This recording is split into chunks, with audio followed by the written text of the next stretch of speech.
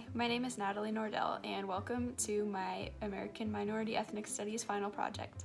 For this project, I wanted to interview a bunch of different people from different backgrounds and ethnicities and experiences, and get their takes and opinions on a few really important issues and topics facing minorities and ethnic groups in America today.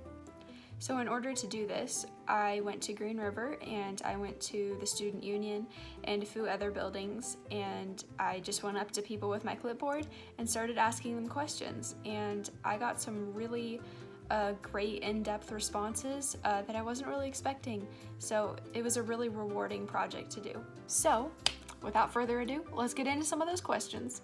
Do you feel that public schools teach an accurate picture of U.S. history? What's missing? To be honest, I don't think so. They teach us a lot of blurry history. They don't really tell us what really happened. I think that the Department of Education or whoever is publishing the textbooks or who's in terms of training the teachers need to stop being ashamed of the nation history. Of course it happens. We did terrible things. But we need to let our people know too, so they don't discriminate the people that we did all the wrongs to. I think yes and no. I think they teach like the old history, but there should be like more current history and like more in depth on certain situations. And I feel like they should talk about like different cultures and different like ethnicities, like go in depth on that and talk about that.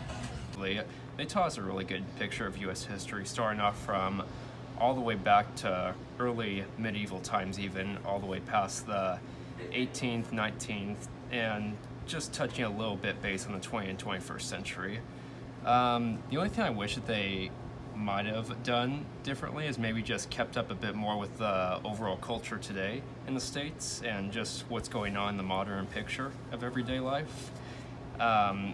Because back then when I took the classes, it was really focused on more past studies and what built up to all of it. And I think giving the students a broader picture of the more modern day would really help them go forward in making decisions for voting, their choices, where they want to go politically in their pathways, and etc.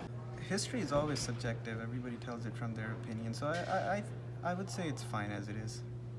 In your opinion, what are the major reasons that discrimination and racism still occur in the U.S.? I feel like people aren't educated as to what each culture is different, but I feel like some people aren't educated enough to understand that culture. So when they converse together, some people might come off as being racist because they're not educated enough to understand what the person is coming from, or if they can even understand the person. So it's really best to be educated on different cultures so that you don't come off as a person that's racist, but someone that's more knowledgeable. I think it's probably people's stubbornness not to accept change or to have a change of thought, and that stubbornness often leads people to just stick to what people before them often believed, and I think that's one of the biggest reasons for that. I feel like politicians and basically just the politics campaign play a really big role in this, because most people here usually follow what the media tell them what something is. They don't really do a tons of research into why it's happening. They just listen and put in their ideology or what they were raised with and just go with it. They don't really see both sides of the story. I think it's just because of history problem. Because the bias for the black and other colored people is from the very early time we had the bias, so now we can't just take them off. So. And also for the number 3 questions, it's like we still have the discrimination here because the United States have a lot of different kinds of people and lots of different groups like Asians and Native American and European or someone else. But I mean, everyone has different background, and we have different educations and opinion for their life. So when all the people stay together and they do have some problem and argument with each other. So, and I strongly believe there's no the exactly freedom and equality during the world. So because everyone is different and we cannot change our mind because some of things is like when you're born everything is decided.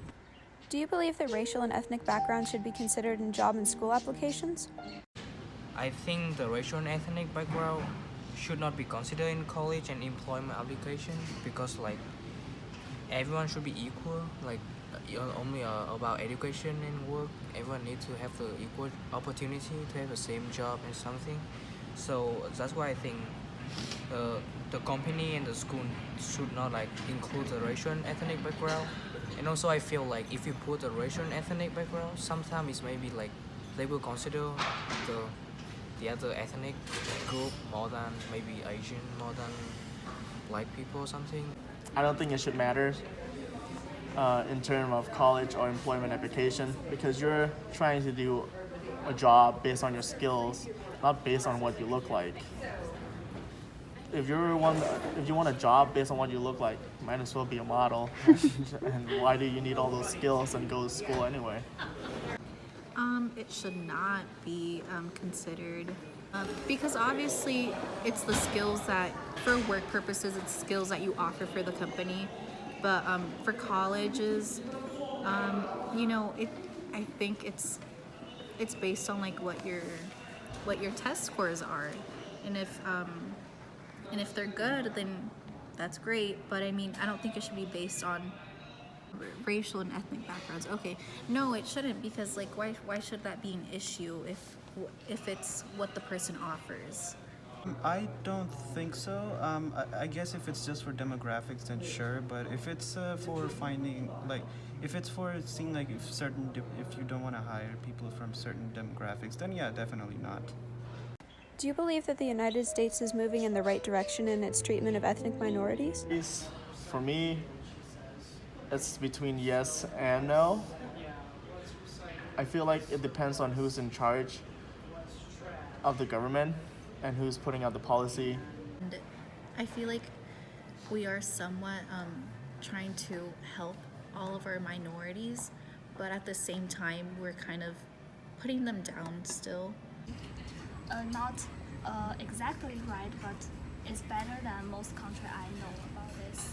Yeah, because in the history and about the future, there are improvement the way they treat the others. So I think it's better than other countries. Yes. It's gonna take some time, but yes. So, after running all of these interviews, I have come to the conclusion that a lot of people have pretty similar thoughts on ethnic minority issues, but people have a lot of different ways of approaching those issues. And a lot of people came up with different suggestions and solutions, and I thought it was really interesting. And I think that these people are going to build the next, generation of politicians and teachers and leaders. So it's really good to see that we have such a fresh bank of ideas from so many different kinds of people. Thank you for watching my final project, and I hope you enjoyed it as much as I enjoyed making it.